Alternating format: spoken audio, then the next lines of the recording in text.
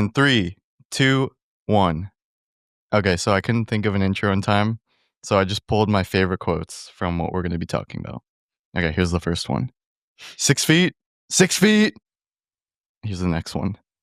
My instincts are usually right. And here's the last one. I'm going to be a dad. Okay, I only recognize the last one. What's the 6 feet one from? I think you know. What was like a major time where we had to yell 6 feet? Oh my god, okay. But yeah, never we'll get mind. to that. Yeah. Anyways, welcome back to the Wannabe Artist Podcast. I'm your host, Justin, and I am joined today by a returning special guest. You know him. Hi, it's Kavin. This is my 3rd episode. Very excited to be back. I'm just back here for the summer, and I honestly forgot I forgot about the concept of doing an episode. So I'm very excited that we're doing one. There's a lot that we could talk about, and I think there's a lot that we're going to end up talking about today, more than what is planned, to be honest. Yeah. But before we get into that, I just want to ask you, as always, is there anything that you've been watching / listening to that you want to mention since the last time you were here? Dude, there's been so much. So for the summer, I am proud to say that I'm now an AMC Stubbs list member and have been going pretty often again. Hell yeah. During the school year, I can't be bothered to go see a movie. So it's been good to be back. I watched we'll talk about more like a lot of the stuff we were watching, but I got to see the Dan to Dan season 2 movie for the Evil Eye arc in theaters. That was pretty sick. Fire. And I also saw Alio, the new Pixar movie, Mm-hmm. which I'm just like a Pixar truther. I don't think I've hated a Pixar movie that's come out in the past few years except for Lightyear. But I really like that one. And do you think I'm gonna like it? no, I don't think you're gonna like it. But yeah, but I'm easy to please, man. There's not much. It's not gonna take a lot for me to hate or to like a Pixar movie. I'll But I do think it is underrated. I'll end up checking it out and I'll report back to you More. how that goes. But yeah, aside from movies aside, I have been really into music again. Honestly, the most I've been back into music since probably like 2019. I think there's been so much good music out. I put down a whole list. I really, really, really liked the new Kevin Abstract album. It made me feel like I was like in 9th grade again. And just seeing him and Dominic Fike do like a style that I feel like never really went away, but I definitely don't listen to anymore. Like them just do that again. And I'm really excited for what they do with like their new duo title called Geezer that they dropped a single for.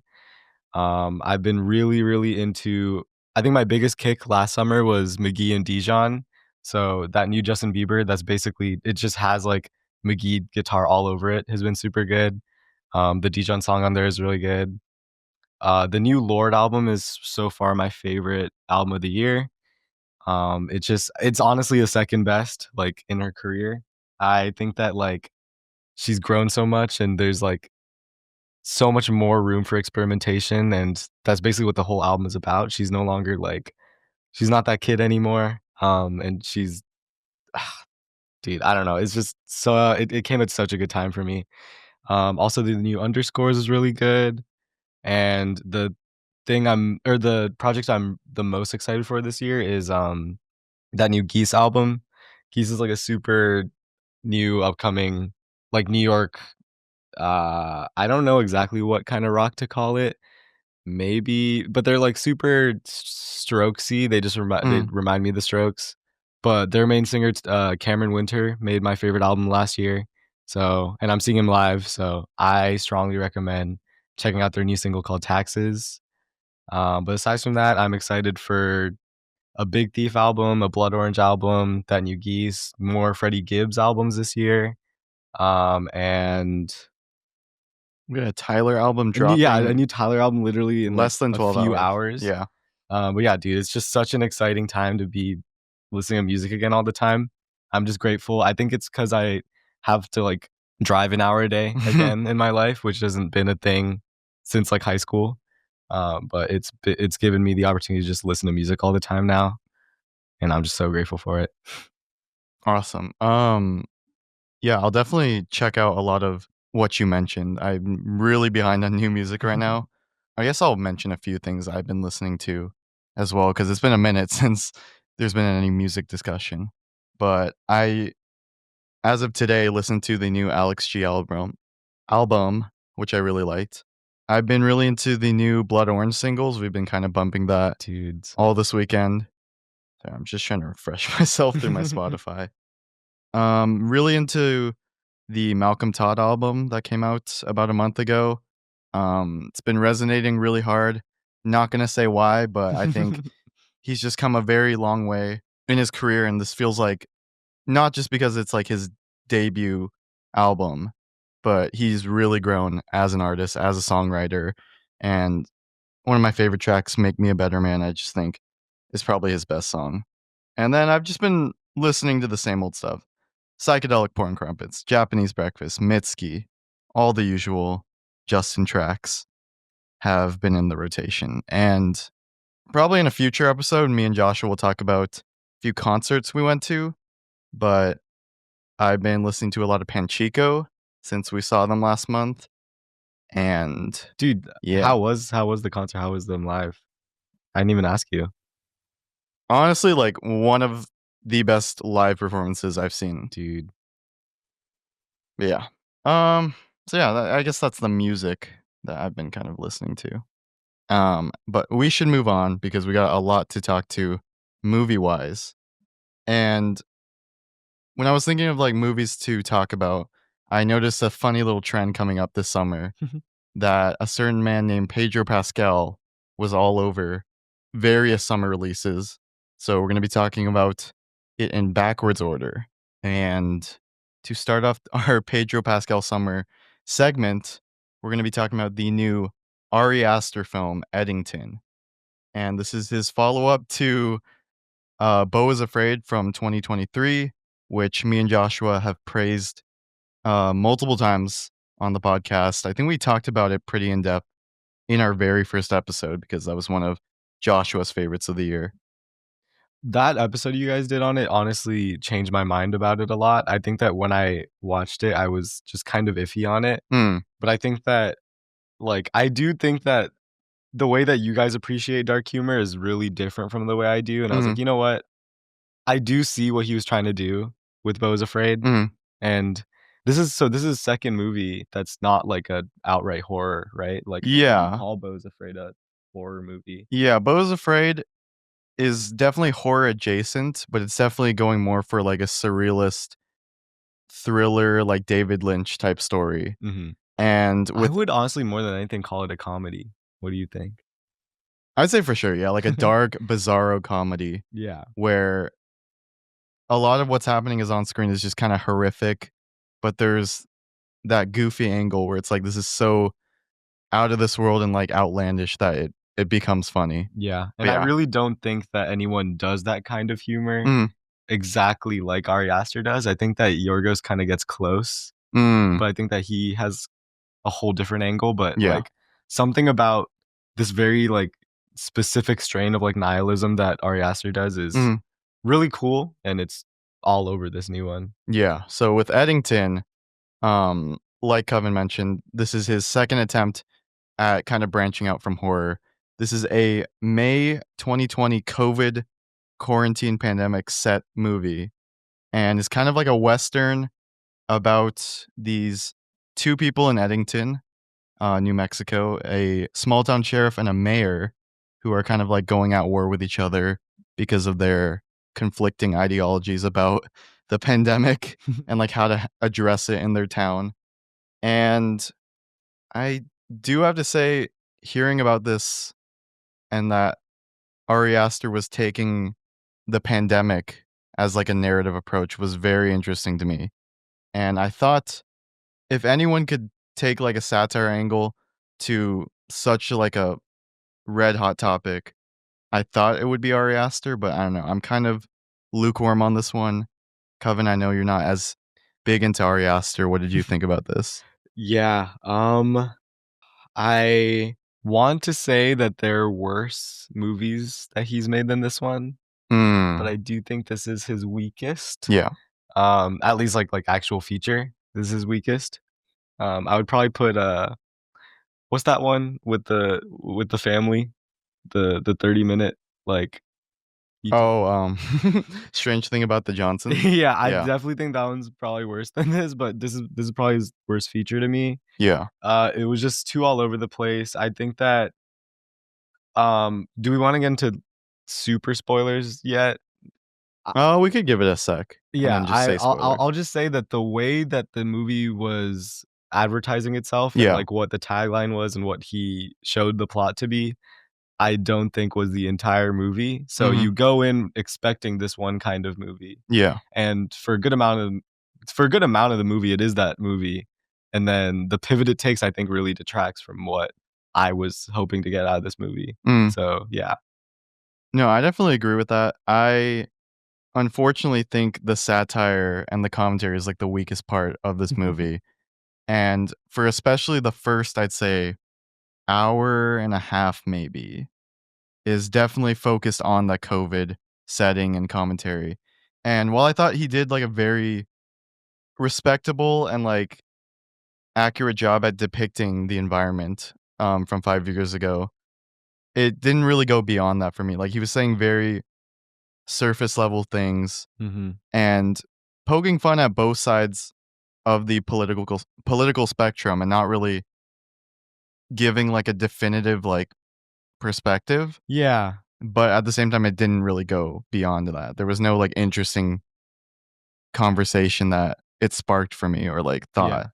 What did you think of Joe, Joaquin Phoenix's character? I mean, I didn't dislike any of the performances. Like Joaquin, great as always, even with a script that doesn't like give him too much to work with. Like I think he's a Yeah. pretty generic, like conservative type character. Like Yeah. wants to be taken seriously, but also is like very immature and ignorant to culture. Yeah. But You I thought know, he played it well. I actually really I think like the first half of the movie that was still pretty grounded. Yeah. I honestly really I found a good like a few things to appreciate about Joe's character. So for one, he is the main character, and it's kind of about the main plot of, I'd say, like the first half of the movie is that Joe, who has been a sheriff of the town, decides to run for mayor Yeah. against Mayor Ted Garcia, who is like the predominant Democratic candidate who is enforcing mask mandates and implementing a lockdown, and is Played by our boy played by Pedro. Pedro, and is like more well off, is richer, is more well liked, is charismatic, whereas Joe is kind of just this like all American, really like from the like cut not cut from the same cloth as all as Ted, and he has like a love for the town that I think was supposed to represent I think it was supposed to represent like a specific kind of American that um probably hasn't been portrayed uh like fairly, is what I think Ari Aster's approach was. Like he is like an anti-masker, and he doesn't believe in like the COVID, like the pandemic stuff, and he's certainly probably like maybe a little racist or or, Just a little or bit. just a little ignorant. But he he has like a wife. He has a an in-law, like a mother-in-law that he takes care of. He cares for the people in his city. Like he stands up for um like people in the city that I don't think people like other people were standing up for.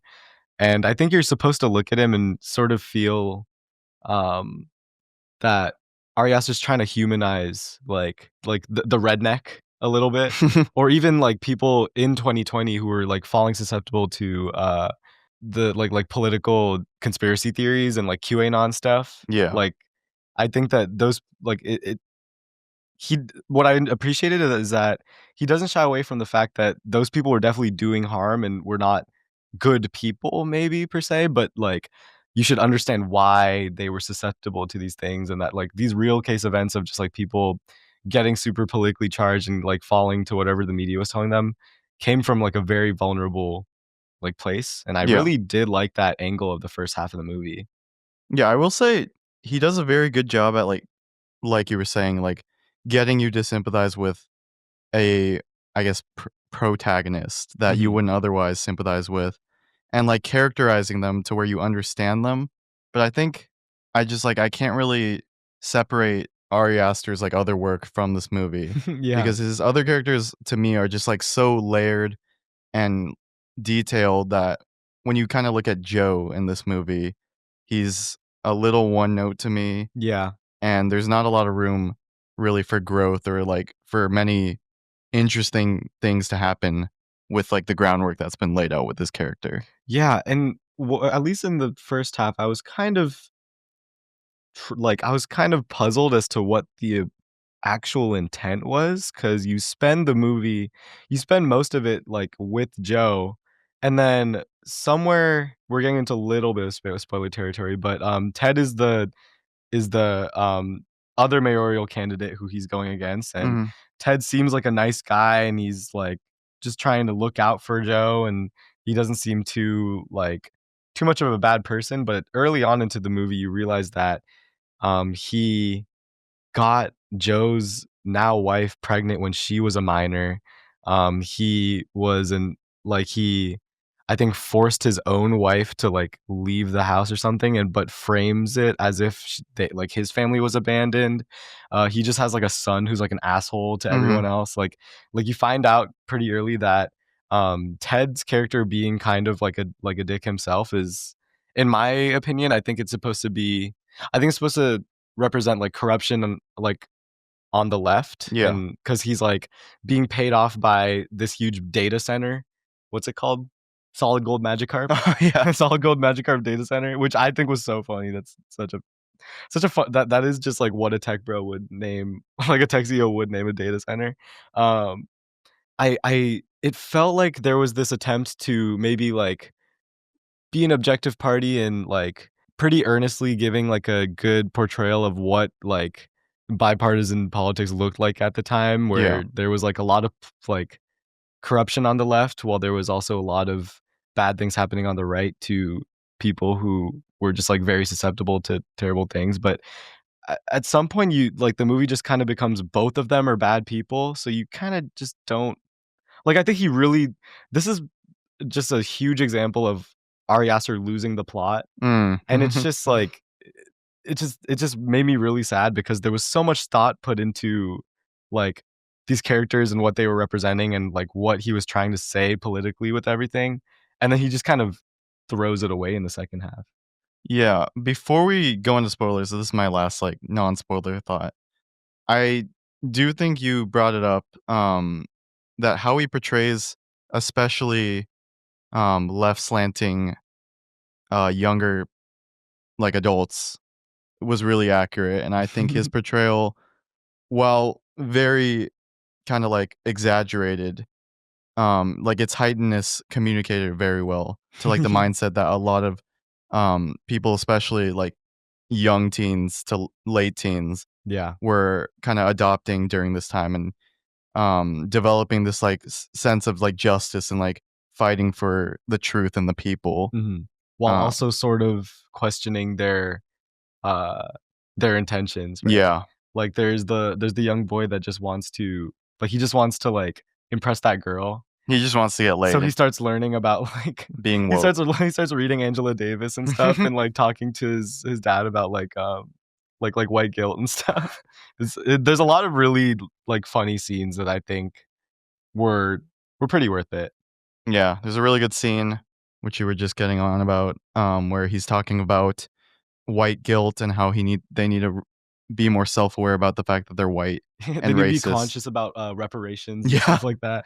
and the father responds with a very 2020 logical appropriate response, honestly. You'll know when you see it. Yeah. But yeah, this point on, spoilers for the movie, so if you haven't seen it, uh, go pandemic yourself. But I found especially the latter half of the movie to be the more interesting part of the movie for me. And I think that's just because of how underwhelmed I was by the first like half of the movie. It kind of nosedives and loses the very grounded sense of reality with like the COVID setting and kind of devolves back into just an absurd Ari Aster nightmare movie. And at that point I was just kind of itching for something that like made me feel anything. So I think I fall in that camp and it's kind of weird putting it that way. Yeah. I honestly kind of disagree. Well, okay, so there is definitely an immediate like tone change in the movie towards the middle point, and it just kind of becomes an entirely different, more Ari Aster kind of movie in the second half. But the first half, I think, was yes, it was kind of like dulling me out, but it was so grounded, and it felt like it was going somewhere, and I was kind of just like waiting for something to happen, and then um once that tone shift happens, and it just becomes like a basically like a Tarantino movie Yeah, almost. Western thriller. Like a Western thriller where it's basically Joe versus like 700 Antifa members. Um, like I was kind of let down, admittedly. Like Mm, I do think that the second half was more entertaining for sure. yeah. But I was like, dude, if you were just gonna end the movie like this, why did you bother giving us so many scenes of so many like grounded character moments mixed in with like political commentary, Yeah. just for none of that to really matter all that much in the second half. It's definitely confusing and I'm still kind of left wondering why he decided to take this approach with the narrative, Yeah. especially where like the first half of the story builds up to. Yeah. And yeah, I don't know. We've been saying this like since we watched it that it really seemed like he constructed the beginning part of the narrative first and then kind of like flopped around for an ending and then looked at Bo's Afraid and was like, let me just do something like that again. Exactly. I remember I said in my Letterboxd review that it felt like he was trying to make like a modern day or a COVID era like do the right thing, Yeah. essentially, that like was kind of like about not necessarily like a specific character or like a specific person, but was about like setting up like a city and setting up like all of the rising tensions between different people in the city, and like eventually leading to I kind of knew that it was gonna become like more of an Ari Aster movie towards the end, Mhm. but I just didn't expect it to do it in the way that it did, because it truly just becomes Beau is Afraid. It's not Yeah. even the same movie, I would argue. It's really So it really jarring. is like he was like, "Dang, how do I finish this movie? Do I really have it what it takes to like tie all this up neatly in a bow? Like I've set up a lot of things here." Mhm. And he was like, I could just do Beau is Afraid again. Why not?" Like it just felt kind of lazy, and that is the part that kind of disappointed me. Yeah, it certainly felt like the Tarantino like cop out ending of like guns blazing, violence Yeah. to cap it off. So But the like honestly, exact like dude, I was just Yeah. not that I was bored, but I was just really I needed to feel something. Yeah. Yeah, that's fair. So like after really like it spends a lot of time like in the first half being super grounded. The thing that happens in the middle of the movie is Pedro Pascal's character basically like disrespects him and ultimately wins the hearts and minds of the people after Joe tries to um basically Usurp his throne. yeah, and it doesn't work out and it blows up in his face, and Ted slaps him twice in the face. And that's when you see him, instead of doing anything, Joe kind of silently drives away. He goes to a bar and he sees a homeless man and he just shoots him right in the head. And then um, it goes to a scene of Ted and his son, and he shoots Ted right through the chest, and then he shoots his son too. And then he tries to frame it on Antifa.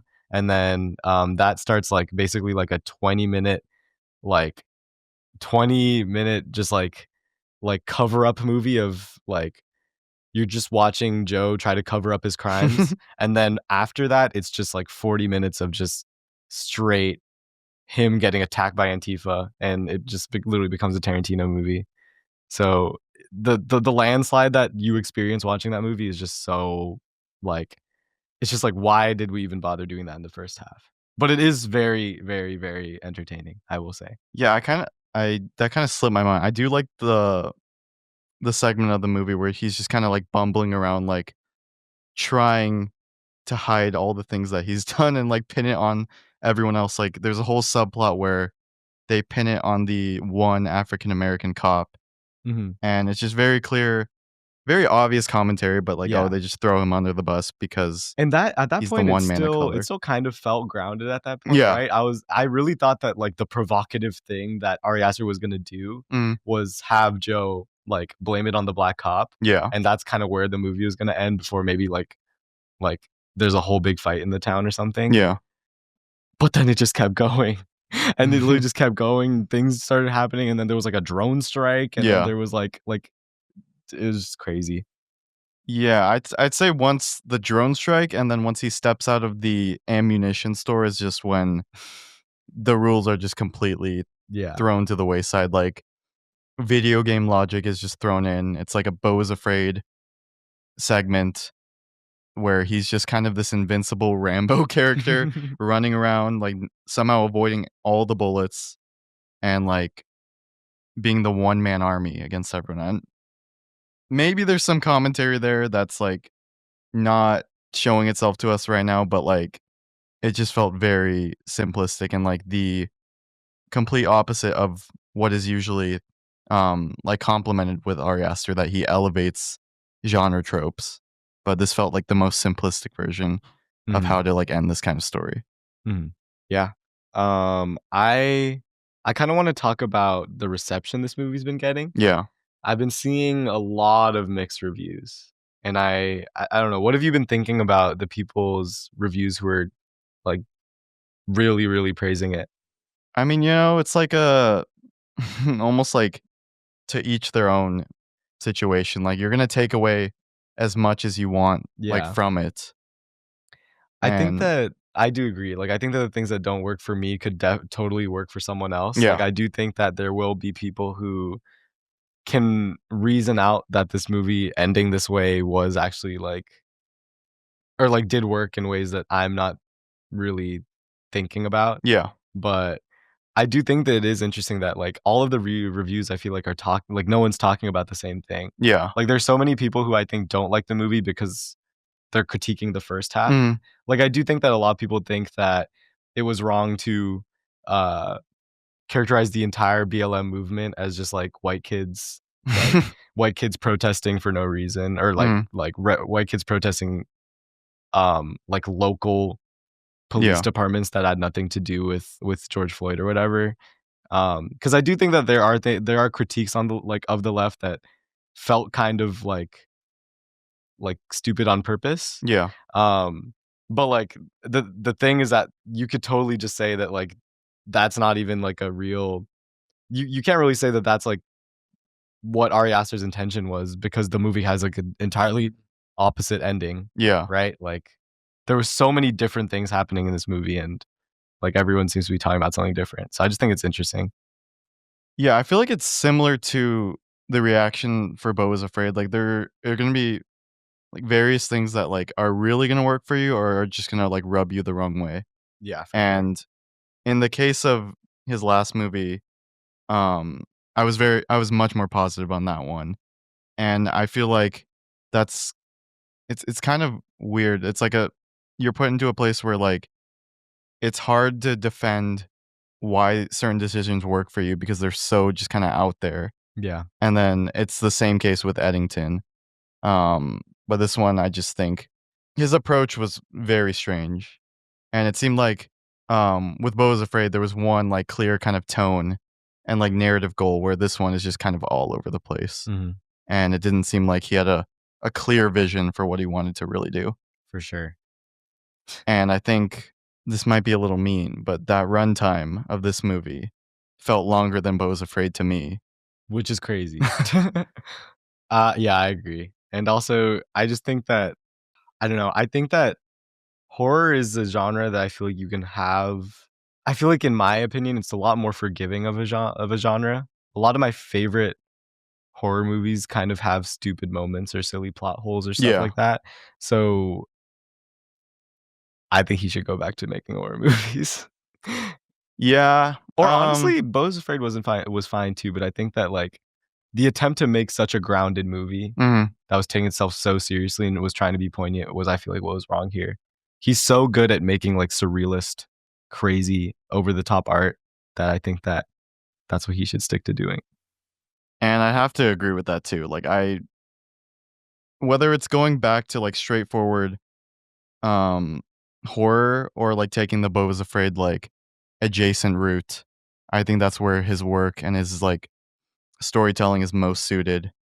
Nothing wrong with trying to do new things like this late in your career, but yeah, this didn't really For work real. out. Yeah. And I think, do you have anything else to say before we give ratings? I think that's pretty much it. Should we do how many Pedros does this movie get?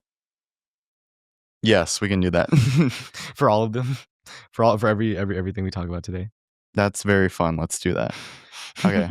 I'll give this one a generous 6 Pedros out of 10 Pedros. Could move down to 5 Pedros. Yeah. The more I think about it. I'm solidly at a 5, maybe 4 or 5 Pedros. It's not his best. I mean, no, he did nothing to do with it, but I can't justify more than 5 Pedros. Yeah, Pedro, he was completely like serviceable in this role. Like he wasn't given too much to really like show something that we haven't seen before from him. Yeah. And then he just gets shot down. Like in another property we'll talk about. Yeah. Okay, let's move on to another movie that came out this past summer. Do you want to introduce this? Yeah. So the next thing we're going to talk about is Celine Song's Materialists. It came out, I want to say, June. Mid-June? Yeah, mid-June. Yeah. So just about a month ago. It was her second full-length feature film following Past Lives, which came out in 2023. And it was a little bit of like a change of pace, but kind of along the same lines of Past Lives. Yeah.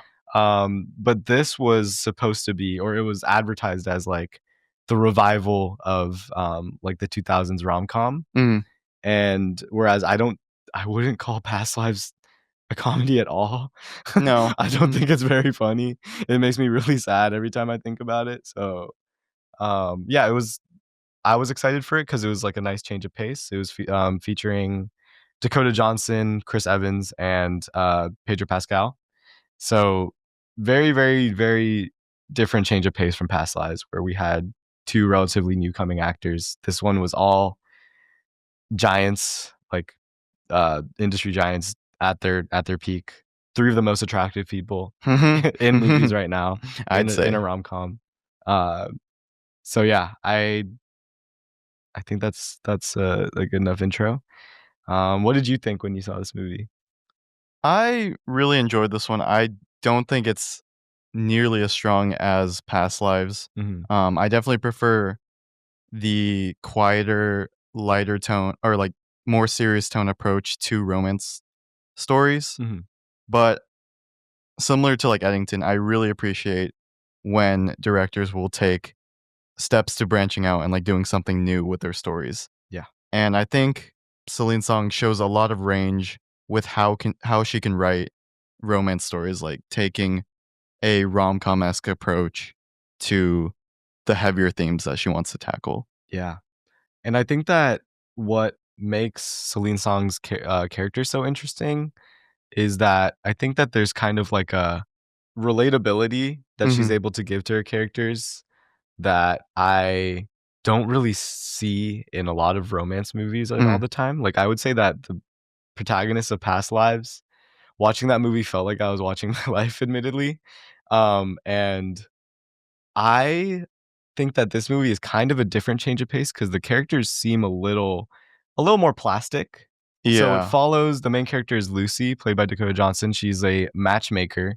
She works for like a matchmaking agency in New York, connecting, I think only straight couples, like women to men and men to women.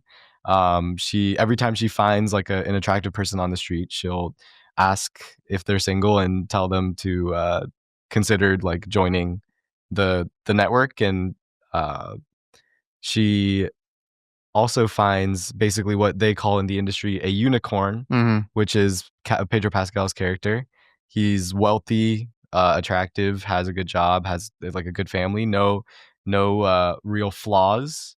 Um, and she decides to date him while also still keeping in touch and potentially considering dating his ex, who is uh, super poor and lives in a super small apartment. Yeah. And the entire thing is about what we choose to love, or like what aspects we are willing to forego and not forego when we choose to date people. Yeah. Chris Evans is like the audience surrogate versus Pedro Pascal being like the fantastical, Yeah, ideal, maybe not romantically perfect, but on most paper. stable. Yeah. Yeah, on paper. Conceptually perfect idea of a man. The perfect man, Pedro. Hmm. I'm actually really glad you said that. So I was talking to a lot of people. I would say that most of the women in my life who are watching this movie, who have watched this movie, are split up among seeing themselves in Chris Evans and Dakota Johnson, Mhm. whereas every single dude I know that's watched this movie's like thought that saw a lot of themselves in Chris Evans. Mhm. So yeah, I think that like the relatability is definitely different in this movie. I wouldn't say that characters feel as grounded or as real, Yeah. but they're I think because the movie kind of has this like this really this kind of like shininess to it. Mhm. Like I think all of the characters feel like characters more than they feel like people. There's moments in there where like they kind of break out of that and it really really catches you off guard. I think there's one scene where she comes back from a dinner after she meets Pedro Pascal's character and dances with him for the first time. She gets a ride home from Chris Evans' character, Mhm. and she just has a flashback to when they were dating, and they're like they missed a reservation to a dinner, and they just get into a fight, and she's like, "Yeah, I could see myself being in love with you." You're like, "Yes, I'm in love with you, but I'm gonna pretend," like she says very like truthful things of like, "I'm gonna pretend that like you being poor doesn't bother me, and it's just gonna eat me up and it's gonna make me hate you and it's gonna make me hate me." Like it felt really like when they kind of break out of that and you see them kind of argue or be real people, like those are the parts of the movie that really, really, really hit for me. I agree with that too. I really dig the presentation of how it presents the fantastical side of romance. And then very quickly, the characters like will be met with like the harsh reality that they can't just live in this like dream ideal situation all the time. And they're kind of forced to be pulled back into reality because of like the people they clash with and like just the world and setting they're living in and their lives being so dominated by the materials and like the structure that they have in their life. Mhm. And, like, I'm trying not to dig into spoilers too quickly, but I feel like some of my narrative issues come from where the story goes. Mhm. So, yeah, do you have anything to say before we spoil? Um, I think that the ulterior everyone that I've been talking to about this movie seems to have gotten like a different message out of it. Like I think for a lot of people it was just kind of like critiquing being a materialist person and like thinking that there's no like list of boxes to check when you're dating and you shouldn't go about it being like I'm looking for the perfect person. Mm, I think it can be as simple as that, but I just love the simplicity of the message that like there's just there's beauty in settling, I guess, or it's like it's kind of like a really real real message that like some like love isn't perfect. Like mhm, sometimes love is just enough. Like I think that um a lot of people are looking for perfection in their lives, but like sometimes you just like it's something that you can't control and it's something that is going to be messy and not fun all the time and will have its problems, but like it should be worth it in the end to pursue. yeah. Just Or you really, can, really yeah, like just that. take what you can get. Yeah, for sure. But, like, it says it dude, I do think that the message is take what you can get, but, like, it says it in such a way that it doesn't sound like shit saying out loud, you know what I Mm, mean? Like, it doesn't sound like a sad thing to be like, "You should settle to be in love." yeah. Like, it makes it like, feel so pretty so Mhm. pretty of a concept that like love is settling. So I don't know. I do really like it for that. I think all the cast is great. I don't know how many like comedic, lighthearted roles Dakota has really done, but I liked her in this role. That's my girl, Madam Web. I'm kind of unfamiliar with her filmography. I've only watched Am I Okay? I think that's the only other Mhm. movie I've seen her in, and I really like her in that. Is Oh yeah, she? that's another comedy she's in. Yeah, and it's not really similar characters. Like I do kind of think she has range. Like, do people say that she's not a good actress? I think there was definitely a wave of people who were saying that like after Madam Web because that Mhm, was such a meme at the time. But no, I think she has a lot of range. Like she's amazing in Suspiria mhm, and the Luca Guadagnino movie, A Bigger Splash. She's really good in, mm. and that Cooper Rafe movie that I'm forgetting the name of. Oh, Cha Cha Real Smooth. Yeah, Cha Cha Real Smooth. She's really good in that too. Mhm. So yeah, she can definitely play ball and Yeah. be thrown through very, very conflicting roles. To people throwing her the like that she can't act allegations, I just don't think that's true. I think she plays specific characters really well.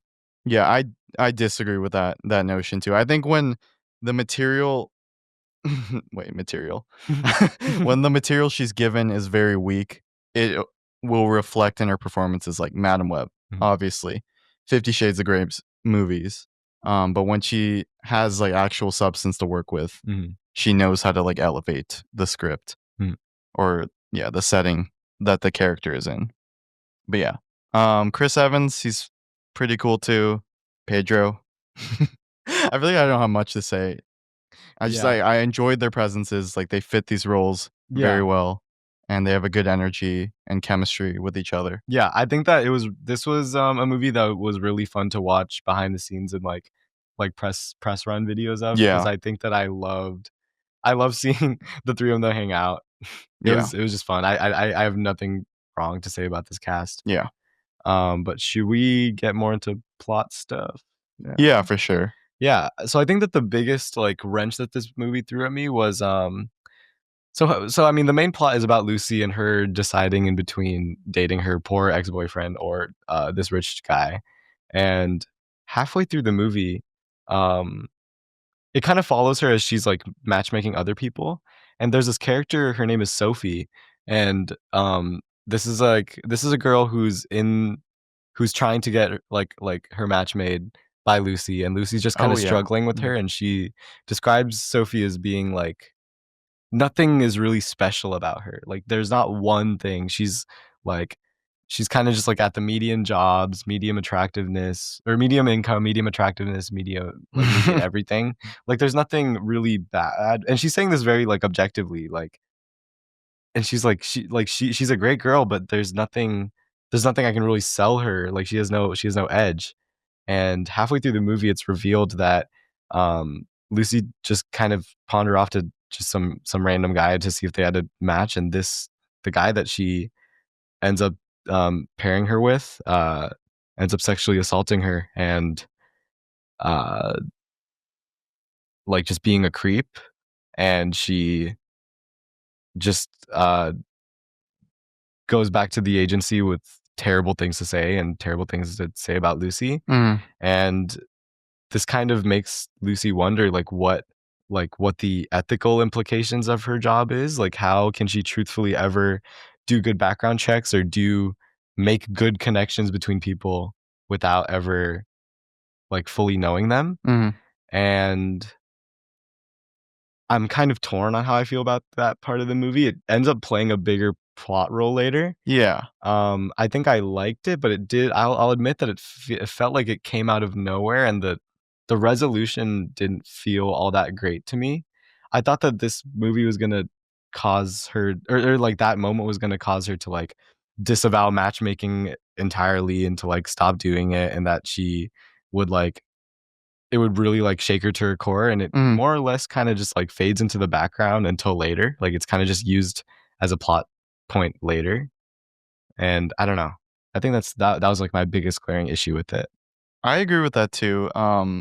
While I think they handle this topic with precision and like very respectfully, I Mhm. think with what they establish with the movie, like it is a very jarring tonal switch to move from lighthearted romance and like slightly serious moments of like real life drama to like an abusive subplot and Mhm. also like dark Mhm. like questioning of like morality within this like kind of field of work Yeah. was a very interesting choice. Yeah. And yeah, I agree. It's one of the plot threads that I think kind of gets lost in the shuffle. Like Mhm. it has a resolution, but it kind of feels like there wasn't as much time spent like developing it, and it just kind of ends in the most like expected way. Mhm. Yeah. So yeah, I'd agree with you there. And then I was also gonna say, with how this movie was marketed, and I'm sure it's because the whole A24, they have to market their movie in a Mhm. very certain way, but it really seemed like they were gonna take the generic like love triangle route with the story. Mhm. But I was very pleasantly surprised that that was not the case, Yeah. and that Chris Evans and Pedro Pascal barely share any scenes, and Yeah. it's never them, like, trying to one up each other or, like, throw snide comments at each other. It's just kind of like a passive, like, acknowledgement of each other, and I thought that was one of the stronger elements of, like, bringing in the realism to this, like, fantastical rom-com story. For sure, because like, I think that even though the movie was advertised as kind of, like, to be by the books, like a magical or like a When Harry Met Sally kind of rom-com, Mhm, it feels a lot more grounded, and it's honestly it's funny in a very, very different way, like, it feels a lot more slice of life than it feels like classic rom-coms. mhm. But yeah, I'm glad that I didn't end up just watching Challengers again. Like if that's what this movie ended up being, I would have been just kind of annoyed, but I didn't think that Celine Song was gonna do something like that. Yeah. I guess another thing that this movie felt like for me is that so the Pedro Pascal romance arc of this movie is only really like the first half. Like he's kind of they date and then their relationship kind of comes and goes. Yeah. And the thing that kind of stops them from dating or so the thing that starts them dating is that she doesn't see herself dating anybody really, and she doesn't think that, like I forget exactly what it is, but I think there's, like she doesn't like the idea of dating Pedro Pascal's character because it makes too much sense on paper that she thinks the only reason they would be doing it is just for what they can benefit from it out of each other, Yeah. but he kind of changes her mind in saying, like, "Is there anything really, like, that wrong with that?" Or it's more so like it just it works so well on paper that it would just feel dumb to not pursue, and I think that she's like, "You know what? Let's try it." But then they ultimately break up because she just simply doesn't love him. Like, I think there's a line where she says, like, "Marriage is like a" I'm blanking. I wish I could help you out here. It's like I know exactly which part you're talking about, though. or it's like marriage is like a business deal, but there has to be love on the table first, and there Yeah. just wasn't any love on the table. And it's also revealed that he got height surgery, which Mm. I think is, like, a really funny I don't know about you, but in my theater, like, people were laughing, and I thought it was just, like I really like that Celine Song put that because I feel like it was just another example of, like, humanizing characters, and I feel Mhm. like, um, it feels really realistic, like, a rich person who is, like, probably, like, 5'7", who had the chance to, like, increase their height, probably would. And she asked him, she was like, was it worth it?" And he was like, "Dude, there's not a day that I go back where I, like, regret this. Like, people treat me different everywhere." Yeah. Like, it feels really real, and I think that that scene does a really good job to be like, "Dang, like, people really are, like, materialist, like, just, like, pretty materialist." No, yeah, I enjoyed that moment. I think it's very timely, as you said, and I Mhm. think, yeah, it does highlight the unfortunate reality that we, as people, especially with romantic situations, we value things that are so like surface level and not Yeah. substantive. Yeah. And I thought that was a smart choice by Celine Song to write that in. Yeah.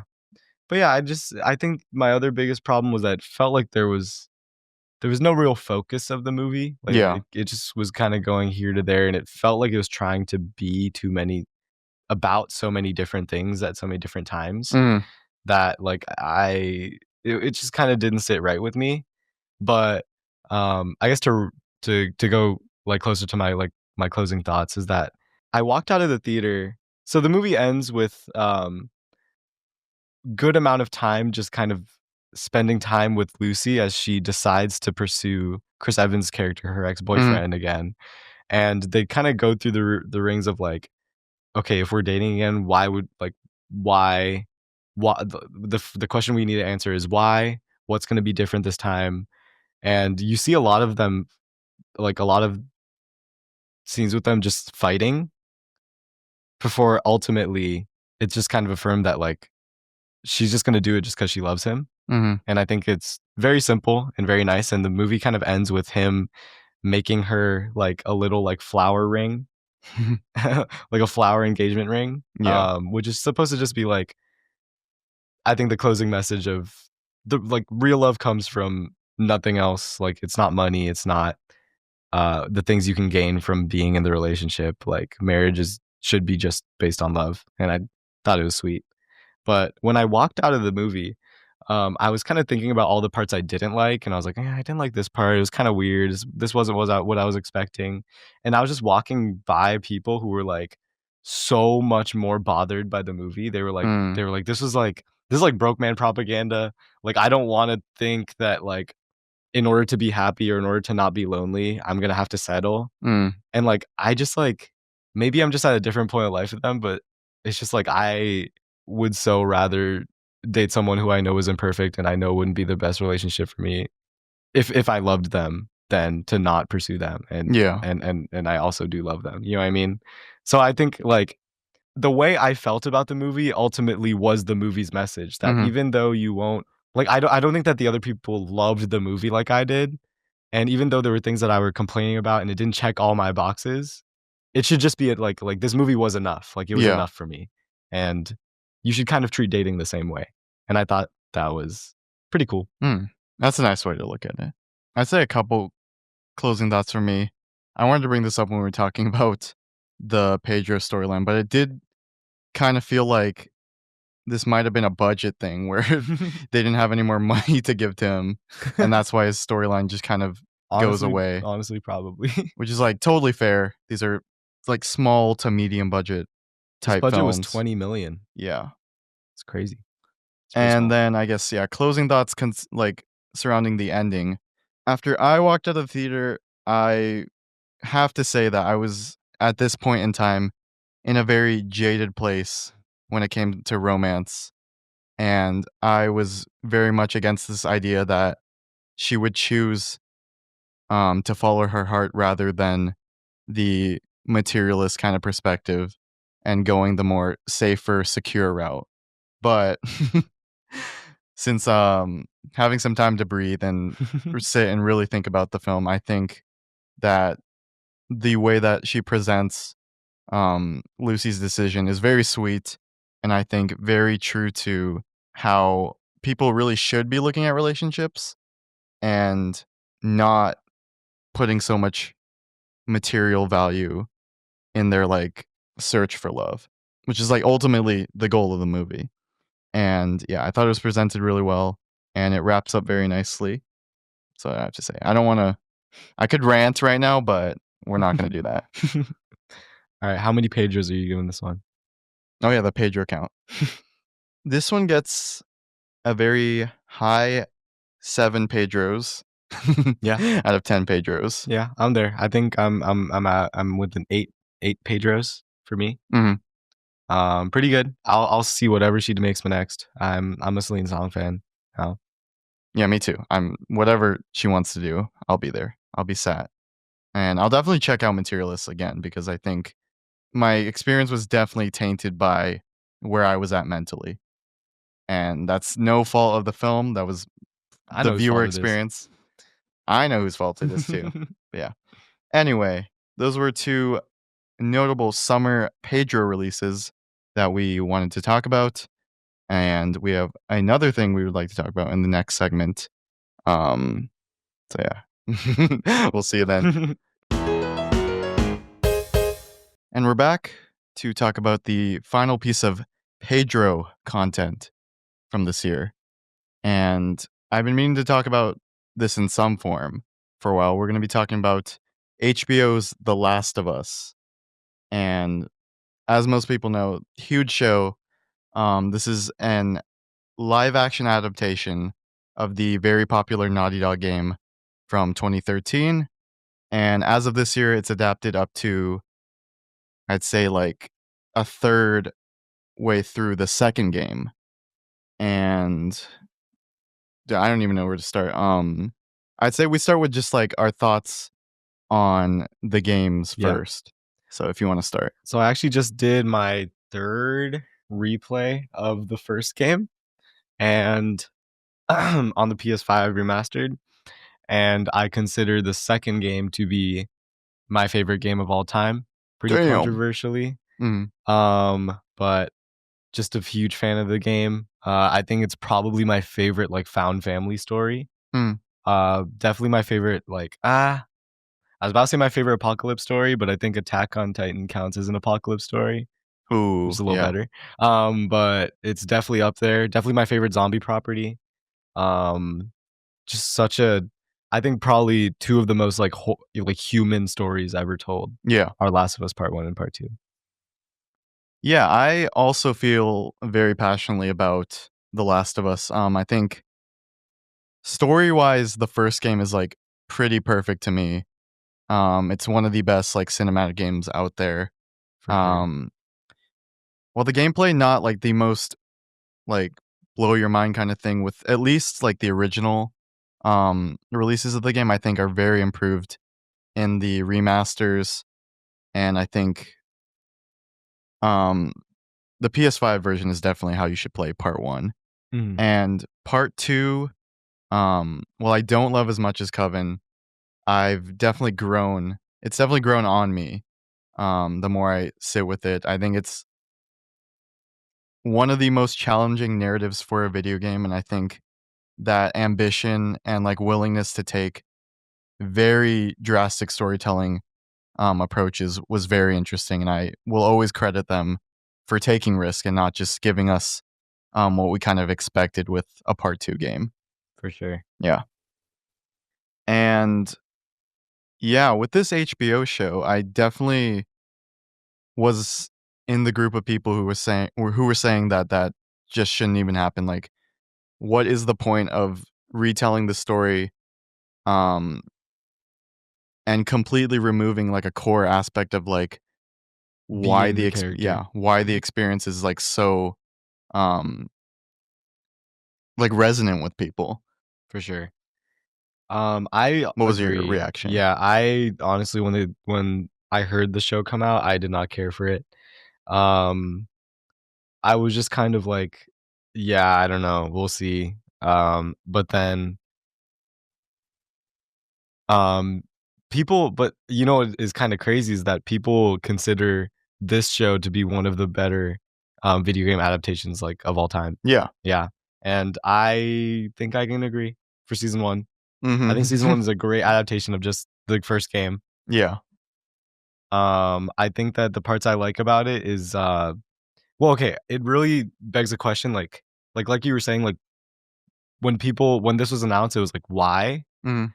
And I do think that they answer that why pretty well. Like I think that the show format of this story Yeah. allows them to spend a lot of time on different things. And my favorite example of that is the episode um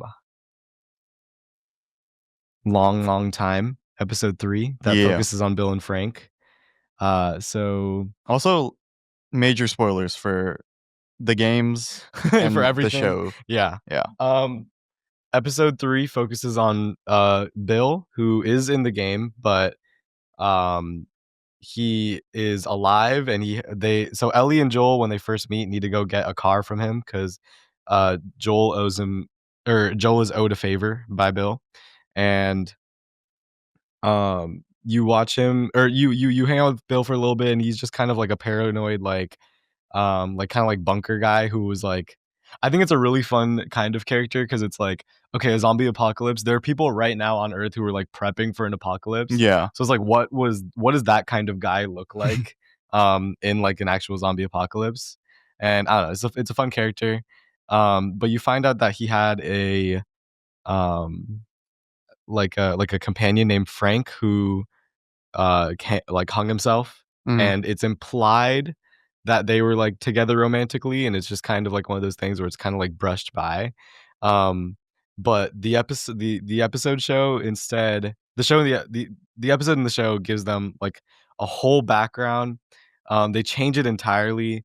They spend an entire episode talking about their romantic relationship and like how they got together, and I could talk about this episode for literally like hours. It's probably one of my favorite episodes of TV of all time, because Damn. it takes something that is just so casually like offhanded in the game, and it turns into probably like one of the best like love stories I've ever seen, and also like one of the best like human stories in like a video game as well. And in the original, it's so sad. It's really just like Frank kills himself because he doesn't like want to like survive anymore. Mm. But in this one, they Really like flesh out those they characters. flesh out those characters, and they make the like main change that um like they do like a together suicide, Yeah. which is, in my opinion, probably the best way to die in this world. Yeah. Going Like out. they lived a full life together, and they were able to like they protected each other, and they lived as happy of a life as they could. And Mhm. I think that including that kind of story in this show is like simply so good for the entire narrative. Yeah, and maybe that's where we should start off when we were introducing. But, Perhaps. um, yeah, the humanity angle of this story is really why it resonates with so many people, and I think that they really excel on the drama side of the storytelling. Mhm. And just building off of what Kavin was saying, like, I think any, like, fresh and kind of new angle they take with the storytelling is always gonna be the strongest elements of the show, and when they're not just completely going, like, one to one, and Mhm. I think that also stretches into, the casting too, like, I think Pedro Pascal and Bella Ramsey are both really amazing in Yeah. in these roles. I have we'll get to thoughts about season 2, but in season 1, I think they're both really great. They work really well together, and they're not just doing, like, imitations of the game characters, like, they're Mhm. bringing a lot of their own charisma and personality to it, which I appreciate, but you still at the same time see the hints of, like, Ellie and Joel from the game, For which is sure. really cool. Yeah. Yeah, I honestly don't have too much else to really say about season 1. I like I feel like you said, I like it when they play it exactly as the game is, which I would say is probably most of the show for season 1, Yeah. and I love it when they go do more stuff. Like, I also love that they give a lot of, like, background to um, the infection. Mhm. They spend a lot of episodes talking about, like, what the infection looked like right when it was starting, which is never in the game. And I'd really do like the inclusion of that. Oh, yeah, all the openings, like, with the scientists and stuff, Yeah. yeah. There's like a scene where there's like an Indonesian, like it was like the first like patient zero was like in Indonesia. Yeah. And then they find out that the cordyceps got into like the food supply, and that it's like airborne, and that it's like they're like, we need to bomb several countries to contain that. Like, you can feel the brevity of it in a Mhm. way that like they never do in the game. So yeah, big fan. Yeah, I have a few things to say. I think the episode 1 to 3 stretch is, like, perfect to me, and I Hmm. think it set my expectations really high for what this adaptation have had in store, and there's another really strong episode in the middle, episode 5 in particular, where it tackles the oh my god, what are their names? Sam and, Henry storyline is really strong, Hmm. and then I I'd agree. say the episodes following episode 5 are where the show kinda dips a little bit in quality because it's playing it very one to one, and it's not really bringing many new things to the table. It's just kind of doing the story that you expect, and I think for an audience who hasn't experienced the story before, like, it's not gonna feel the same way like it does to us, but since Yeah. we played the games, like, we know exactly what to expect, and I think there's a lot of corners that they cut and things they choose not to adapt that weaken the story and kinda make you feel like you're not getting the full experience, and I think that really is prevalent in the finale where anyone who's played the game, seen the show, like knows Joel makes a very complex decision to save Ellie, and he kills a bunch of fireflies and hospital workers. And And to potentially thousands of people. yeah, yeah. Just because he doesn't want them to make a vaccine out of it. But they make it a montage in the final episode compared to the game where you're literally like Joel versus everyone and you're like fighting your way through it. Yeah. And And yeah, it just showed to me that there was a clear um like I don't know how to say, but like the team behind the show like didn't think that action would be necessary at this point where as in the game it gives so much weight I and like agree. lends so much to the character building. Yeah. I honestly didn't have as much of a problem with it as you did. I like the montage. Um, I didn't feel the absence of emotion that was lacking Mhm. in season 1 like I did with season 2. Mm. Like, I think that I get what you mean. It was kinda like, yeah, like, it does kinda suck that we don't get to feel that, like, that intensity, like, the way that the game's, climax has, Yeah. but it didn't bother me then, but oof, it was definitely like a it was definitely like a like kinda like a smoke test, right? Yeah. Like, that, was definitely not something I was okay with them doing more of for the 2nd season. Yeah, I feel like I was giving season 1 a lot more credit because I was like, "Okay, it's the first season, like, they're gonna save a lot of the stuff for when the show's, like, taken off, Yeah, gets bigger budget." Um, yeah, and as we'll and talk about, like, that kinda wasn't the case. unfortunately not. Yeah. To wrap up our brief thoughts on season 1, are we doing the Pedro Yeah, I think ratings? this one is solid. I think just comparing it to the game will just never be the same. Like, I would say the game is, like, almost perfect. Yeah. The show itself, season 1, is probably like an 8 Pedros. Yeah. I'd also give it 8 Pedros, like, nowhere near the level of the original game, Mhm. but I think The just things as it a does good are really good. yeah, and I think just very solid drama, like, very great production value in the show, like, Yeah. great performances. I would say that if you're not a gamer and you know nothing about this story, I would watch the show. Yeah. If you are a gamer, you should play the game. If you like the game a lot, you should then watch the show too. And if you can't handle for the life of you knowing or seeing what happens next, or you don't want anything bad to happen to these 2 characters you love dearly, I wouldn't play the 2nd game at all, but if you're down for it, I think it's very, very, very, very, very nice. Yeah. But yeah, let's get to the real meat of the discussion. Season 2 of The Last of Us. Yeah. So this is takes place 5 years after the events of season 1, and we kinda catch back up with Ellie and oh my god, Ellie and Joel, who are now in Jackson with Joel's brother Tommy, Mhm. and some new conflicts that come in. I guess how we'll start out with, like, how did you feel about the premiere episode of the show? I think that the first 2 episodes of season 2 Yeah. are really good. Mhm. I love the first episode. It pretty much plays it exactly like how the game did, but it was just fun to see Jackson. At this point, I do think I'm pretty fond of Bella Ramsey and, Pedro Pascal as Joel and Ellie. Yeah. So I just liked seeing it. I think Isabella Merced is a great Dina. Yeah, and it kinda plays it exactly like the game does. Um, but season episode 2 is kind of like the equivalent thing where they change a lot of stuff. Mhm. Um, so that is the episode where Joel big spoiler Wait, I say warning. wait, before we get there, Okay, okay, hold okay. on. Let's give it one second. Yeah, I think the first episode set my expectations a little too high because Yeah. they fleshed out characters like Dina, Jesse very well, Mhm. and they, like, kinda reestablished, um, Joel and Ellie's relationship in a very good way, and I was kinda set up to think that this would be, like, a trend with this season to really flesh out things that were not handled too well in the game or underdeveloped in the game, and, okay, maybe where our opinions like converge are kind of different. It's like from what I'm hearing right now. So yeah, episode 2. Let's get to that. So episode 2 is a pretty crucial episode. Can I go into spoilers now? Yeah.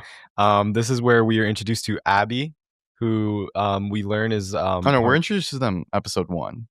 Oh yes, but this episode where Abby finds Joel and eventually kills him, and we are given the explanation that are we given any explanation?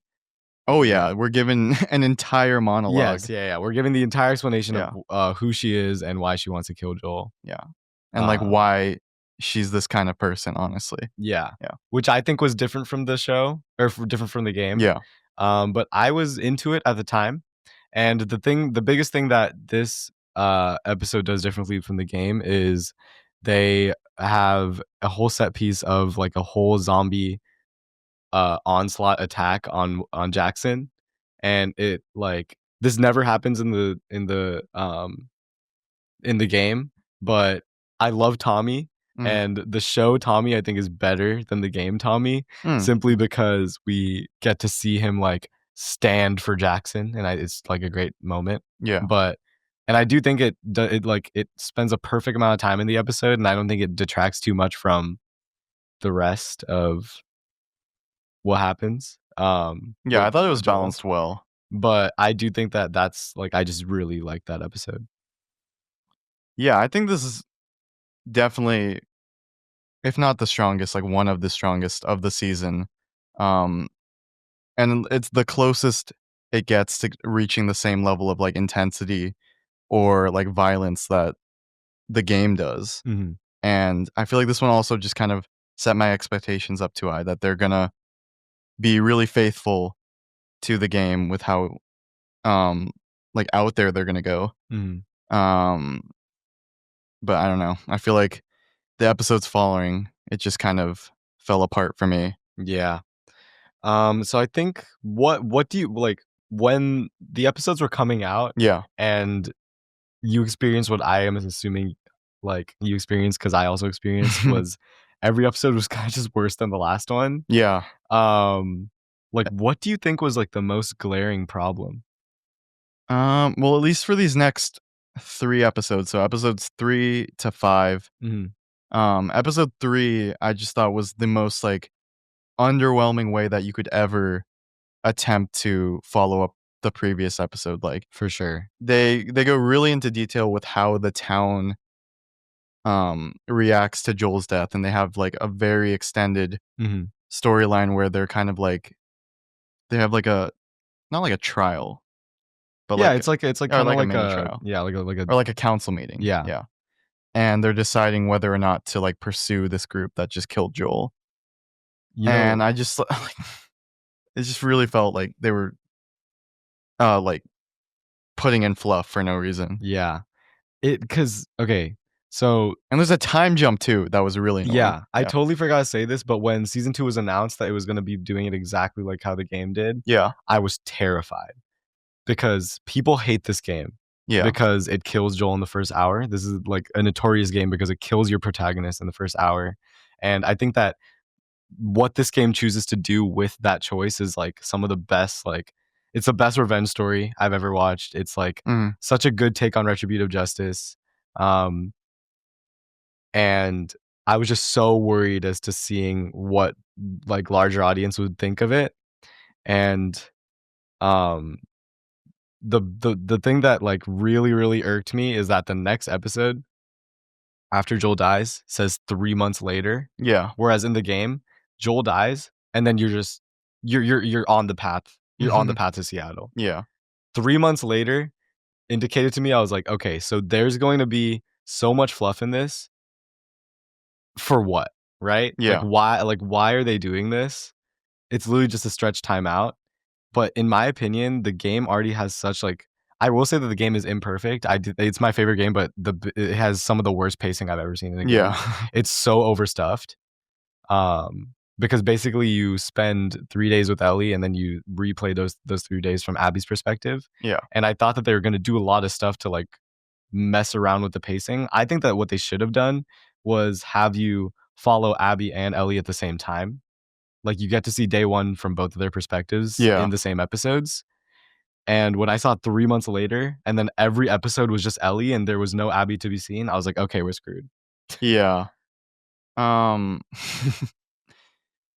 yeah, the 3 days, 3 episode structure was just like horrendous to me. Yeah, Like cramming so many events into like their own individual episodes, and like just by the time you get to um certain like plot convergences, like it just feels like very unearned and like rushed. definitely. And it's like, dude, season 1 was 9 episodes and this one was 7, Yeah. and there's already like crazy filler like before before the pursuit to Seattle. Mhm. I was like, this is not gonna be good. And then I think episode 4 called Day One, Mhm. where I think that's the episode with the quote you you brought up in the start of the episode where she Yeah. says, "I'm gonna be a dad." I love Ellie and Dina's relationship in the game, and I just found this to be like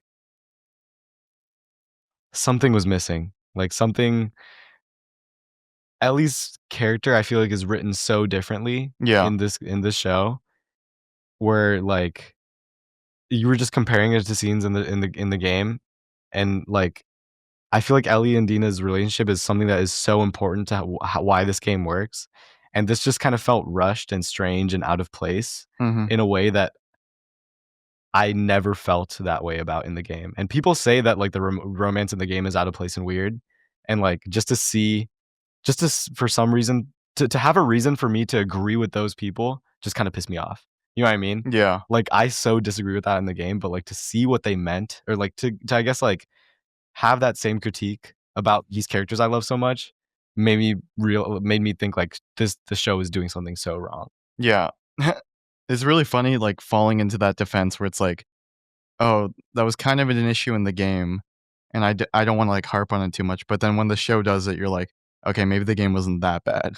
Yeah, Like, exactly. because 'cause you're seeing such a watered down, weaker version of it in the show. Mhm. And And oh, sorry. now you can go. Um, like, unfortunately, like, this is just, like, kind of the perspective we're coming at from, like, we can't really detach it from the game. It's like, as much as we said Yeah. we like when it does new things in season 1, like, especially this part of the story when you're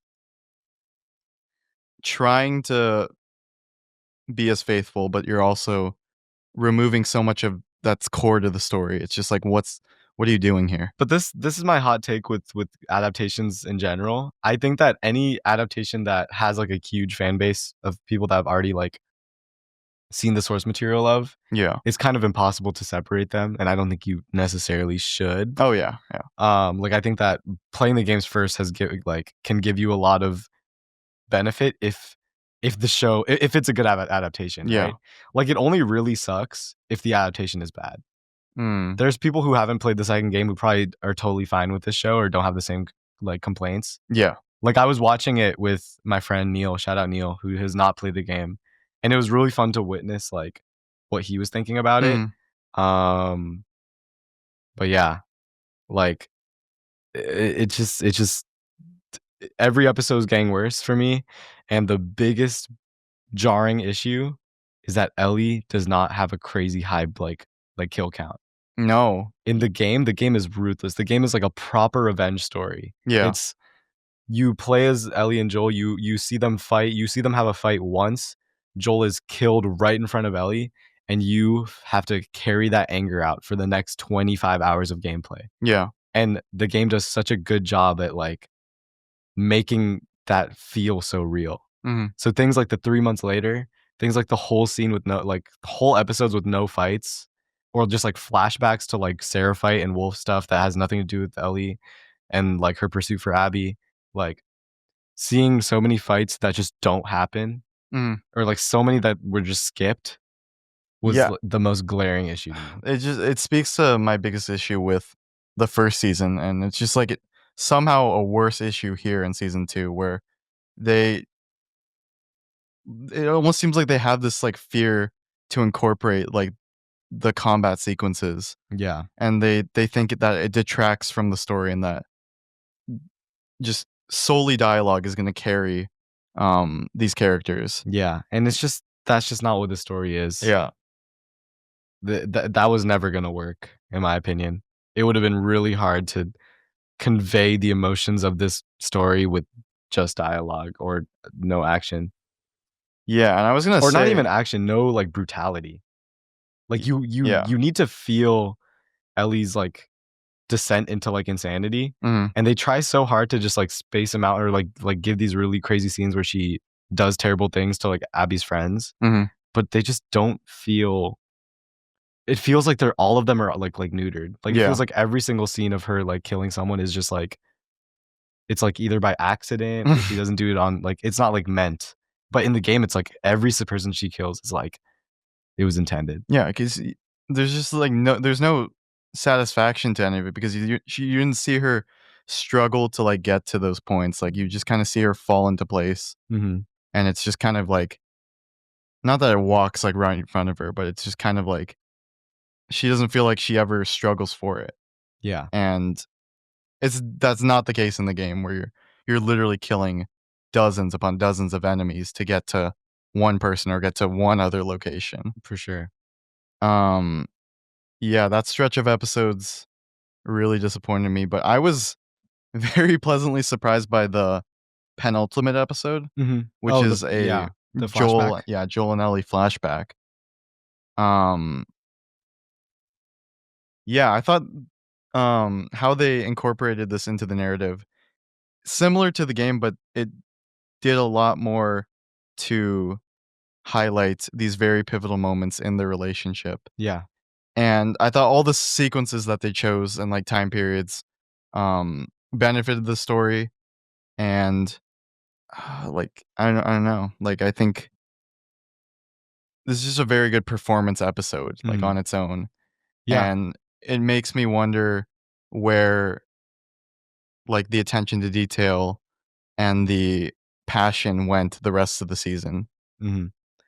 I think that so I actually do wanna talk about one part about this episode 'cause, we were talking about how a lot of the things that that this show chose to do differently from the game wasn't working. Oh yeah. I think one that honestly kind of works is, so you find out the reason why Ellie and Joel fought, kind of around the same time as here, Yeah. but there's one scene where Ellie says, like, she doesn't know if she can forgive him, but she says she wants to try, Mhm. and we in the game, we only see Ellie say that, I think, at the end of the game, It's the very end of the game, the yeah. very end of the game, and they do that in this flashback scene, and I thought that was interesting. Yeah. Like, I thought that what that allows them to do is that we see, because by the end of the game, you're at the end of, like, Ellie's revenge quest, and what made the vengeance feel so visceral was, like, Ellie and Joel were fighting, and, like and then he died, Mhm. but being able to see that Ellie was already on the way to, like, to forgive him Mhm. while they were alive, and he knew that, just is like a perfect kind of, like, relief that you can it's, like, the only relief you can really get. Yeah. And, like, using that up here, I think was just kind of interesting. Like, I don't know that I can say I like it yet because I wanna see what they do with it in season 3, Yeah. but I thought it was an interesting change. Yeah, because they completely changed the context of why that scene really comes into place because it's, like, the episode opens with, the flashback of Joel learning that lesson from his dad, Mhm, and that's reincorporated into that final scene where Joel's finally telling Ellie, like, the decisions he made and, like, why he did that and, like, how she can never understand this parental role that he's developed mhm, and, like, the daughterly love he has for her. yeah, So I thought that was a very nice, like, kinda switch up to kind of not throw off, but, like, um, give something fresh to people who've already played the games and, like, know this side of the story. Um, but I don't know, just because not to say too much about the latter part of the second game, but, like, this is a pivotal scene to the end of the game, so, like, yeah, I'm curious what's gonna take its place when we get yeah. back to there. I do think my guess is something is gonna take its place, and it's gonna be Interesting. So I'm just interested by it. Yeah. But yeah. What did we think about our season finale?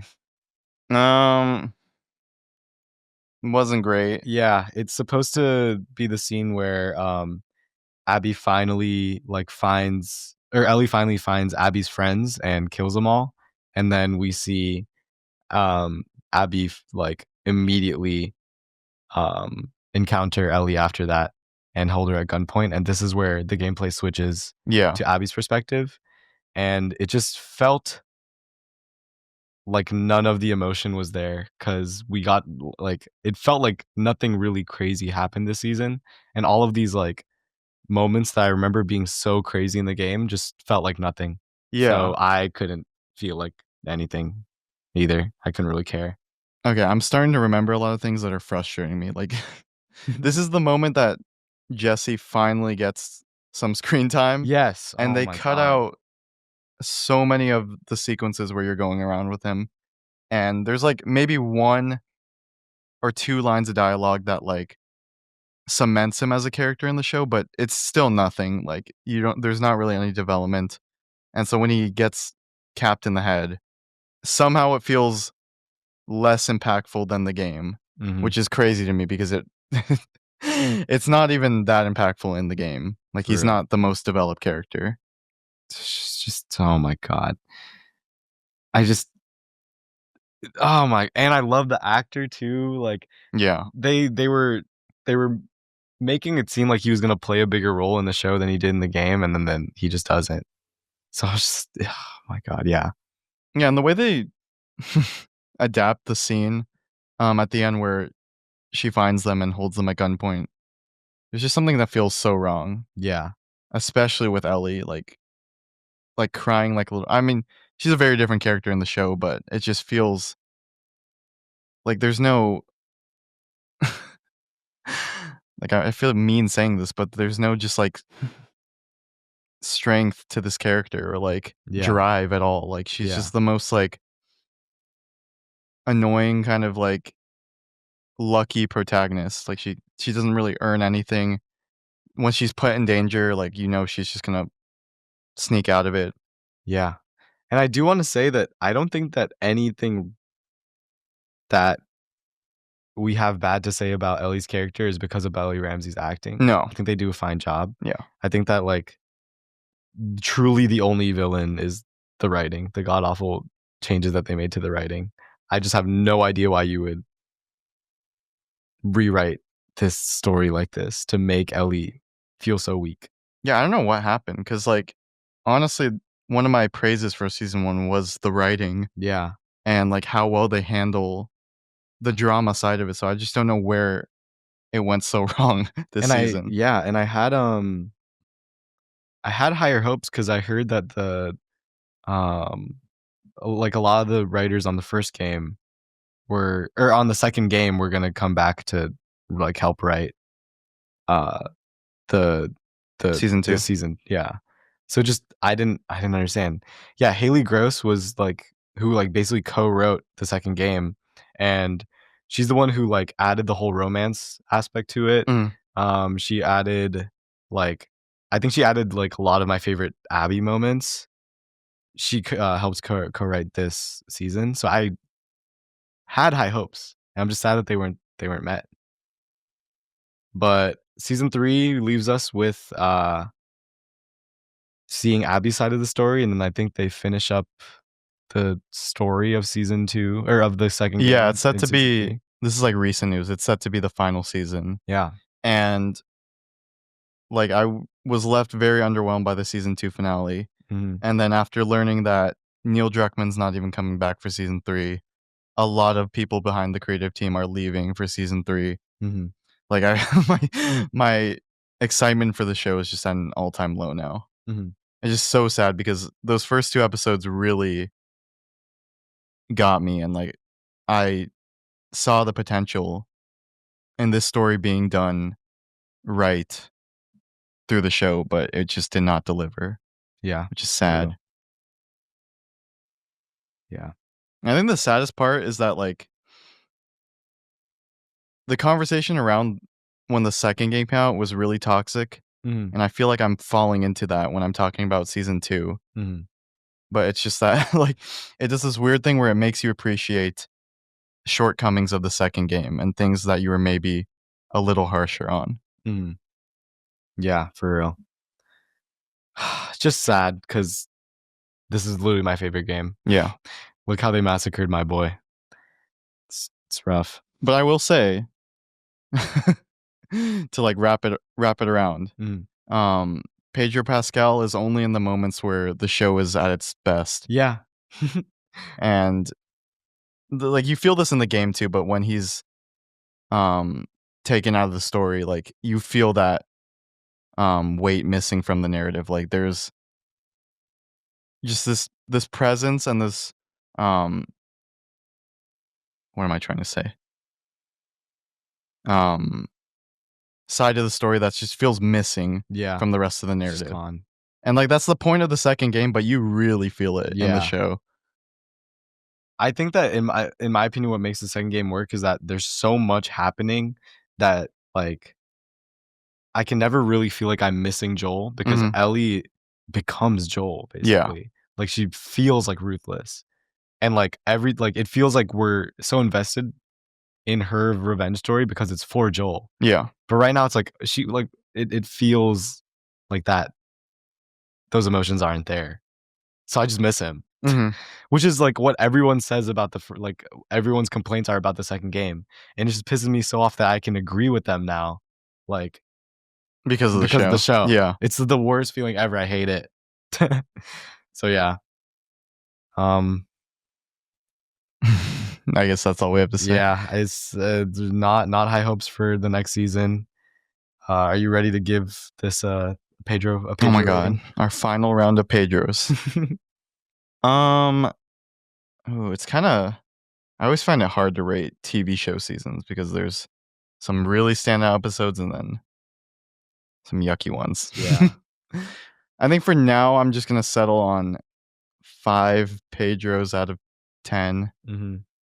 And it's really only propped up by those like 3 episodes that I think are really strong. Yeah. I'm a little more mean now. I'm bitter now. Maybe I wasn't ready to go this low, but I think probably like Wow. 3 Pedros, 3 very dead, sad, lying on the floor, beaten up Pedros. Oh my god. Golf clubs in the head Golf club Pedros. in the head Pedros. Sad day for Pedro. Yeah. Damn. It's a depressing end. Yeah, what a sad way to leave it. No, that was a good discussion though. Like, Yeah, without a doubt. I've been holding in all my thoughts about the show for so long. It's finally nice to get them out. Same. And it's been a good Pedro Pascal summer. It has, and it's still going because we got Fantastic Four this week. I totally forgot about that. Yeah. It really is a Pedro Pascal Yeah. summer. Wow. I wasn't I lying. didn't even know about that. Yeah, oh my god, I totally forgot. The movie's not out yet, but I don't know. I don't know if we've had this discussion before, but what do you think of Pedro Pascal I'm for it. I've never been in this role? like a purist of Mr. Fantastic. Mhm. I'm down for it. If this is who's going to be the face of the MCU for the next phase, I'm for it.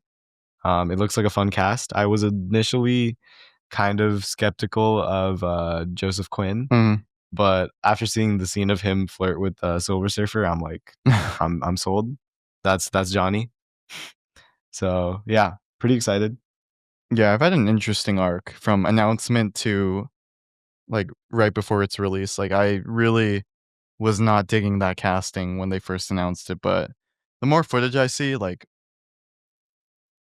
I see why they were chosen for the roles. Like I Yeah. see Pedro Pascal specifically doing something very different, but also true to Reed Richards. For sure.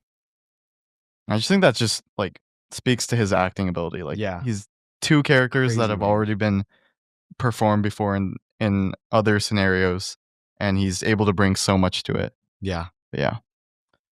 I'm tired. Me too. But Pedro Pascal summer is only getting started. Yeah.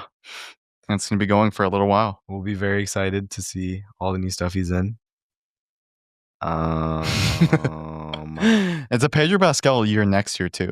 Is it really? Yeah, Mandalorian. Oh my god. He's in Avengers. Oh my god, dude. I forgot about Mandalorian. Yeah. Anyway, though, Kavin, thank you so much. Kavin. Thank you so much for being here Of course. once dude. again. Yeah, thanks for having me. You know, I'll literally always do an episode. Yeah, It does not matter what we're talking about. sometime next year. Yeah. Okay. You'll see hopefully more episodes with me and Joshua soon. Yeah. Look out for all those albums I was talking about at the start of the Yeah. episode. If I ever come back, I will probably glaze the hell out of all of those. If I remember to, or if it's sometime soon. But yeah. All right. All right. I'm gonna be a dad. Oh God.